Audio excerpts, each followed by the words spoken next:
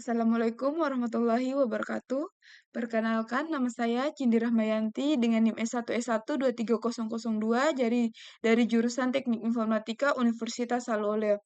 Baik, pada kesempatan kali ini saya akan menjelaskan materi machine learning. Ini adalah judul, ini adalah modul yang saya akan jelaskan. Baik, yang pertama adalah introduction. Pembelajaran machine learning adalah tentang mengekstraksi pengetahuan dari data. Ini adalah bidang penelitian pada persimpangan statik, kecerdasan buatan, dan ilmu komputer juga dikenal sebagai analitik prediktif atau pembelajaran statik. Penerapan metode pembelajaran metode machine learning dalam beberapa tahun terakhir telah menjadi sangat lazim dalam kehidupan sehari-hari, dari rekomendasi otomatis tentang film yang akan ditonton hingga makanan yang akan dipesan atau produk yang akan dibeli, hingga radio online yang dipersonalisasi dan mengenali teman-teman Anda pada foto Anda. Banyak situs web dan perangkat modern memiliki algoritma pembelajaran machine learning sebagai intinya. Misal, ketika Anda ingin melihat situs web yang kompleks seperti Facebook, Amazon, Netflix, sangat mungkin bahwa setiap bagian-bagian dari situs tersebut berisi beberapa model dari machine learning. Baik, pembahasan selanjutnya,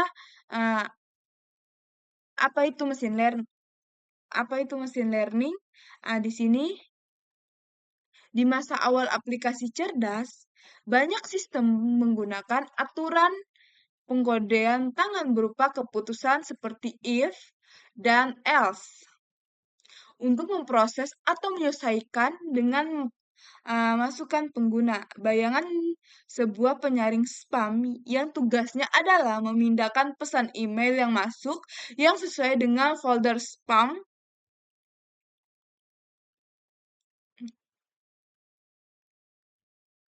Selanjutnya, logika yang diperlukan dalam pembuatan keputusan ini bersifat spesifik untuk satu domain dan dengan tugas tunggal untuk mengubah keputusan sedikit saja, namun memerlukan penulisan ulang seluruh sistem.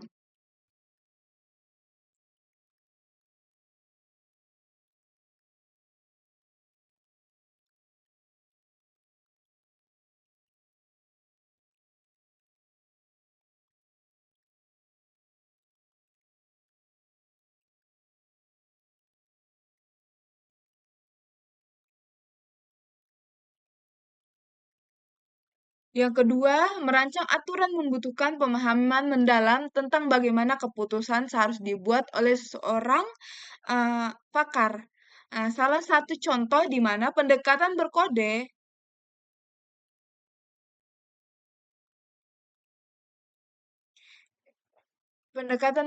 tangan ini akan gagal adalah dalam mendeteksi wajah dan gambar. Saat ini setiap ponsel cerdas dapat mendeteksi wajah dalam sebuah gambar, namun deteksi wajah merupakan masalah yang belum terpecahkan hingga baru-baru tahun 2001. Masalah utamanya adalah cara piksel yang yang menyusun gambar di komputer.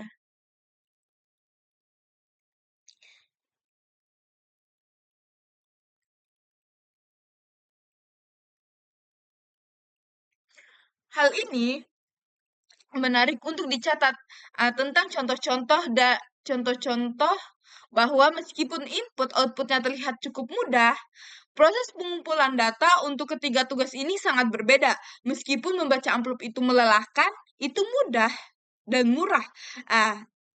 Di sisi lain, memperoleh pencitraan medis dan diagnosis tidak hanya membutuhkan mesin yang mahal, tetapi juga membutuhkan pengetahuan ahli yang langka dan mahal. Belum lagi masalah etika dan masalah privasi. Dalam contoh mendeteksi penipuan kartu kredit, pengumpulan data jauh lebih sederhana. Pelanggan kita yang kita punya akan memberikan Anda output yang diinginkan, karena mereka akan melaporkan penipuan. Yang harus kita lakukan untuk mendapatkan pasangan input-output dari aktivitas penipuan dan non-penipuan ini adalah kita harus menunggu. Selanjutnya,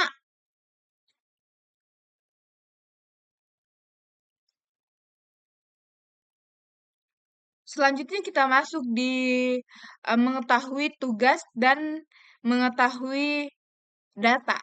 Di sini, mungkin bagian terpenting dalam proses pembelajaran machine learning adalah memahami data yang kita kerjakan dan bagaimana kaitannya dengan tugas yang ingin diselesaikan. Tidak ada efektivitas untuk memilih algoritma secara acak dan melemparkan data ke dalamnya.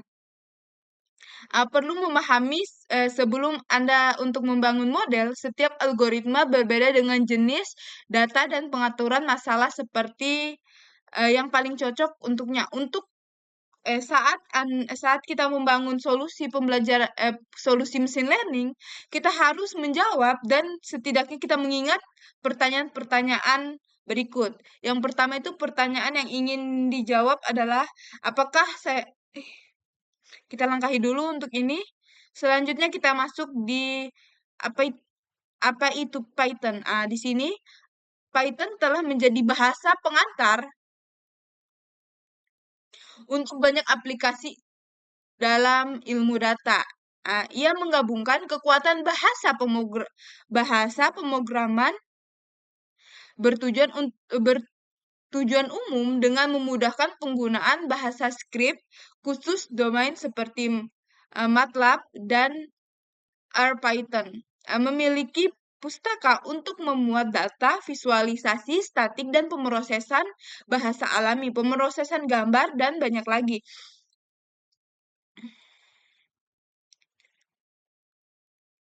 Sebagai bahasa pemrograman tujuan umum, Python juga memungkinkan pembuatan antarmuka pengguna grafis yang kompleks dan layanan web serta integrasi ke dalam sistem yang ada. Yang pertama menggunakan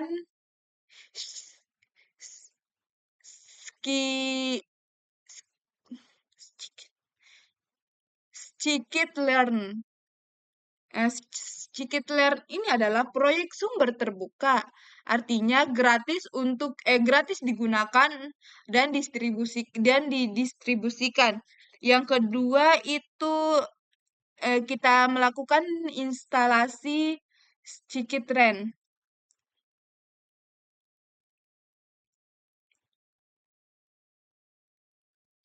Di sini ada Anaconda.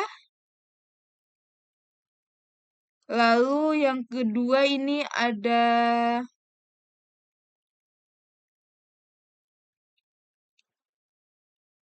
Python X dan Y. Selanjutnya kita masuk di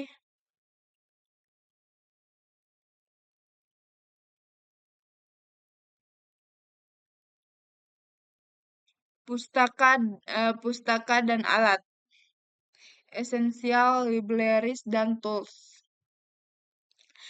Di sini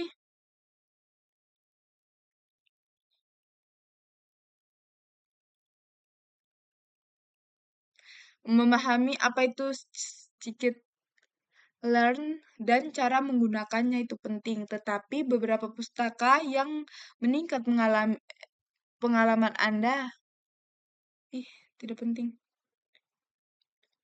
Baik, selanjutnya kita masuk di Jupyter Notebook. Ini adalah suatu kode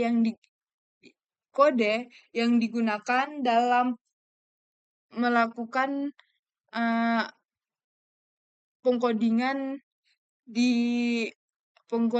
pada bahasa Python. Di sini kita membutuhkan Jupyter, NumPy, Skippy,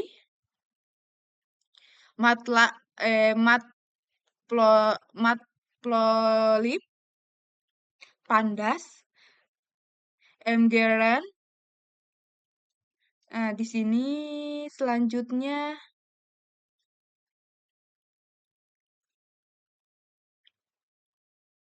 kita masuk di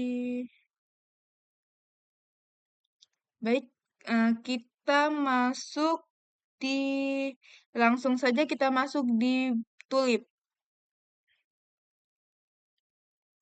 Selanjutnya kita masuk di OFORS application classifying iris species atau aplikasi pertama untuk mengklasifikasi spesies iris. Di bagian ini kita akan melalui aplikasi pembelajaran mesin sederhana untuk membuat model pertama. Prosesnya itu ini merupakan bunga iris, misal ini merupakan bunga iris.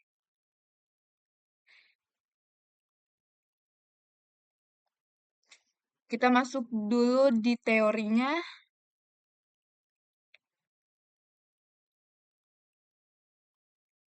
Di bagian ini kita akan melalui aplikasi pembelajaran mesin sederhana untuk membuat model pertama kita. Dalam prosesnya ini kita akan memperkenalkan beberapa konsep atau istilah inti. Misalnya ahli botani amatir tertarik dengan membedakan spesies dari beberapa bunga iris yang dia temukan. Dia mengumpulkan beberapa pengukuran yang berkaitan dengan setiap iris, panjang, lebar, kelopak, serta panjang dan lebar kelopak. Bagian luar, kelopak bunga bagian luar, dan semuanya diukur dalam sentimeter. Dia juga memiliki pengukuran beberapa iris, dan sebelumnya kita telah diidentifikasi oleh ahli botani sehingga milik spesies Setosa, versicolor, dan virginica. Untuk mengukur ini, dia bisa yakin spesies mana yang memiliki setiap iris. Dapat kita asumsikan bahwa ini adalah satu-satunya spesies akan ditemui oleh ahli botani yang hobi di alam liar. Tujuan kita adalah membangun model pembelajaran machine learning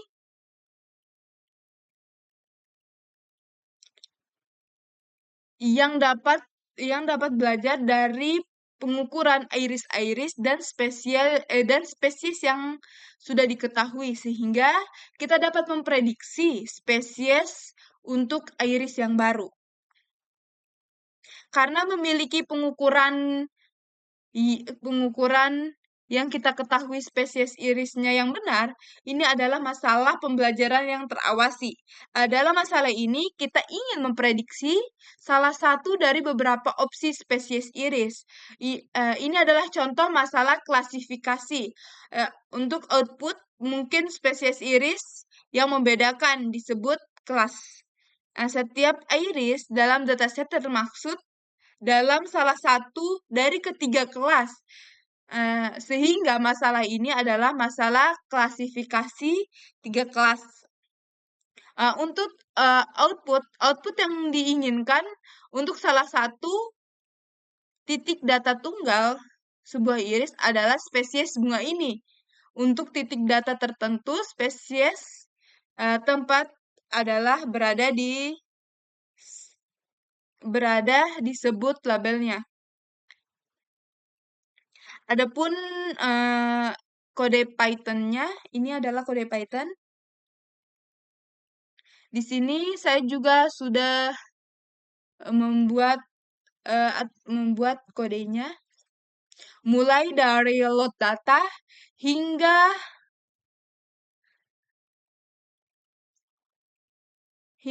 kita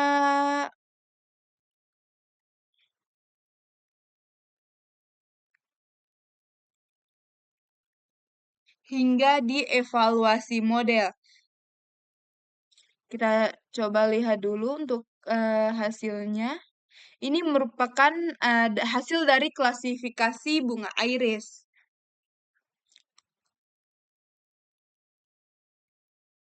Mulai dari sini. Di sini pertama kita load dulu semua datanya. Di sini load data.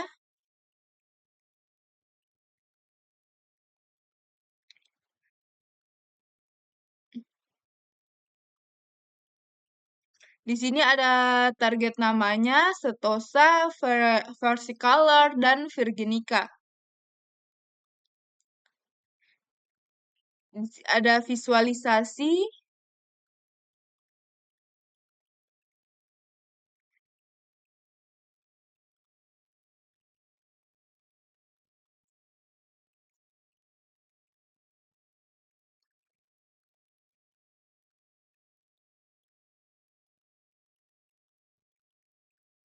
Ada pembuatan modelnya di sini, dan yang terakhir adalah evaluasi A. Untuk hasil akurasi yang kita dapatkan adalah 97%. Baik, mungkin itu saja yang dapat saya sampaikan. Kurang dan lebihnya mohon dimaafkan. Saya akhiri dengan ucapan billahi taufiq wal hidayah. Wassalamualaikum warahmatullahi wabarakatuh.